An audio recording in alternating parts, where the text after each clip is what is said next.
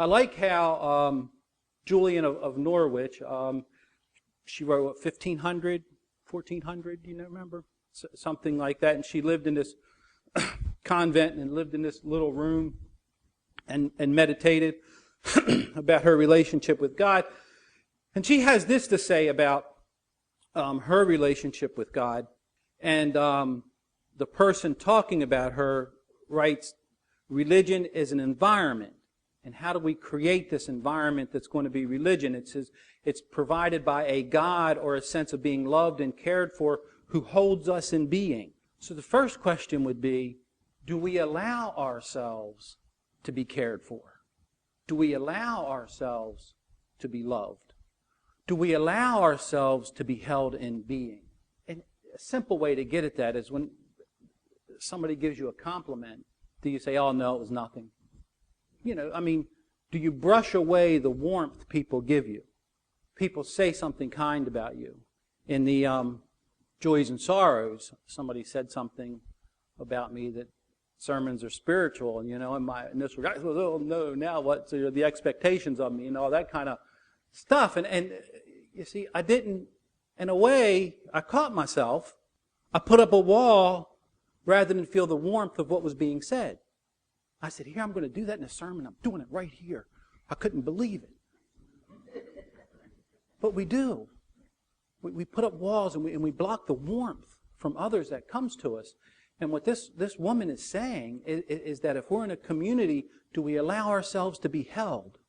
Do we allow ourselves to be cared for? The religious environment is healing to humans because in each human infancy and childhood has inevitably included gaps that have led to the falter in their child's, how do you say the word? Reconnecting? No. Reconnoitering. And I looked at that word. I said, new word for me. New word. Look it up. And what they're saying is that the child has to be able to go and explore and gain new knowledge with a sense of safety. And that the adults watch and make sure that the safety's there. That includes picking up the book Catcher in the Rye. That includes picking up the books that want to be banned. That includes anything that would bring knowledge to that child. If that child feels cared for and secure, the knowledge that comes into that child's world will be handled okay. It won't sweep the child away. It always amazed me when any particular church would get all upset about a movie, like The Last Temptation of Christ, or whatever, or get upset about a book. And I always thought to myself, if a movie or a book would shake my faith, and my faith needs to be shaken, because that ought not to be so. If I'm grounded in who I am as a human being, and I'm grounded in who I am with my religious sensibilities, I ought to be available for conversation, but not to be shaken with protest.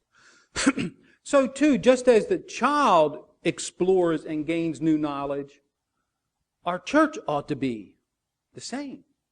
We ought to be able to explore and gain new knowledge and bring it into the church body for conversation and for dialogue.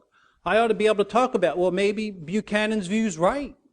Maybe from 68 from now, the country needed to go that way. Until I look at it and understand it, I don't know. Maybe my worldview is wrong. Here comes new information. Julian of Norwich puts it this way. God, love, knits humans into a divine being. I love this word. Wanting them. Oneing. Wanting them into God's being, into the sense of oneness with the feeling of love for one another.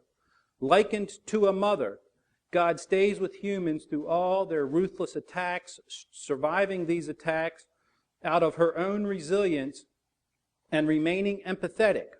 Mothering us into one whole person, living through her shared experience with us. I dare say if that theology governed every church in this country, we would have a different country. If every church in this country had the idea that it's a mothering process and healing human beings from their woundedness, this would be a different country. And when some people have said to me, when I tell them that I'm a Unitarian Universalist, and they say this is not a church, what they're saying is, you're not a church like our church, essentially what they're saying. And I'm going, you're right. You're right. We would never have, as long as I'm here, unless you'd force me to in some way, we would never have a screen come down from our ceiling on a Sunday morning with senators on it talking to us about legislation. We would never have that. 25,000 churches in this country did do that. So we are different. And we ought to say that we are different. And I'm going to say what Julian of Norwich said, that the churches need to be a wanting process where we become one and we nurture and we care for one another. For me, that is the vision for our church. That is who we are. That is what we become. And it is only out of that kind of vision that we can do social justice, that will have a kindness to it and an energy to it, that where I think about the dividedness of our country and the hate and the words, and even when things I like happen and I watch people's responses and I cringe, and somebody got fired, a TV pundit said something mean about somebody else, and it was so mean they fired them, and then TV pundits, if I have to like some, the ones I liked, shamed and made fun of, and it's just like on and on. The shaming, the critical, the hate, we're just bombarded with it. And how do we build this church where we have walls of love and care, like a force field, I guess, that when that kind of stuff comes, we can leave it out there and find some breath here that's clean, that's healthy, that's good. I like this vision of the church mothering us to wanting, to being one, to being whole, to being healthy. Then she says, in the absence of this, mothering, wholeness, uniting, knitting, weaving us together with an attitude of care, with an attitude of love, in the absence of this, we will feel entitled to act out against others who do not accept the reality of our beliefs. We will discard those who reject symbols that are meaningful to us as enemies of society, as groups to be discriminated against, even persecuted. Now, how do we get that kind of attitude in this church? How do we really build it so that we can actualize those kind of feelings in our church?